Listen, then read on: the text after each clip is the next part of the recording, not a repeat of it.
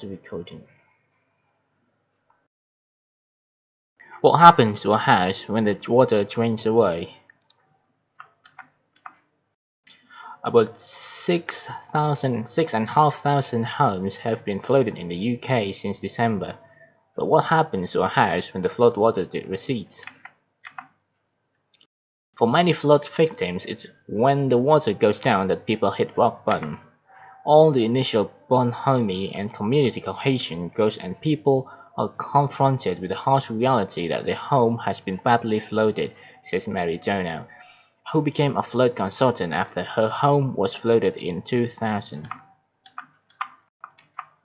For those that are insured, there's a process which is project managed by a loss adjuster, according to Graham Churchill, Executive Director of the British Insurance Brokers Association. For those that aren't, they will still follow a similar process but might manage it themselves. A loss adjuster will assess the damage, arrange alternative accommodation for flood victims when necessary, and plan the restoration process. They will look at what needs repairing and replacing. It might be skirting boards, plastering, get the gas and electricity supplies checked. Then the next step will be to remove the silt and debris, strip it out, disinfect the affected areas and dry the properties out, said Churchill. Tradesmen such as electricians, plumbers, builders, and cleaning experts will be appointed for a different task. Churchill says that drying out is often the most time-consuming part of the process because some moisture can be deep-seated. Specialists use drying machines where it can take weeks or months to extract.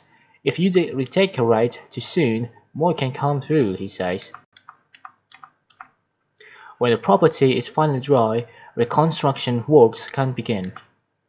Property owners often try and make their home more resistant to future flooding. Hard floors might replace carpets. A wooden skirting board could be replaced with a plastic board, or aluminum might be opted for when installing a new kitchen unit.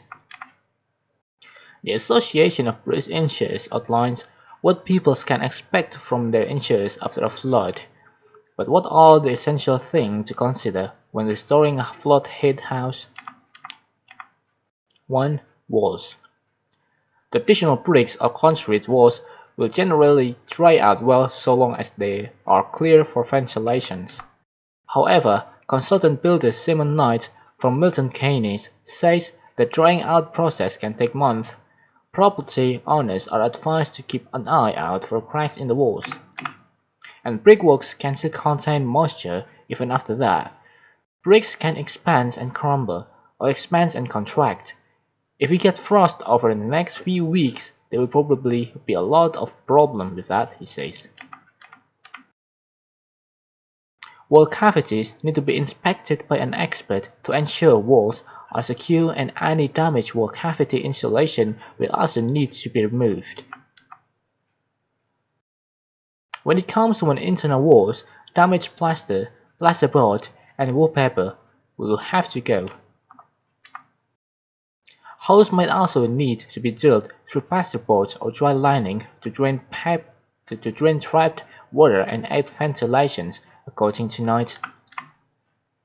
Timber partitions may rot if not dried properly.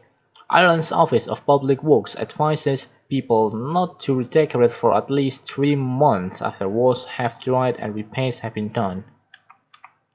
Painting or wallpapering too soon can result in blistering, mold or peeling, it says. What happens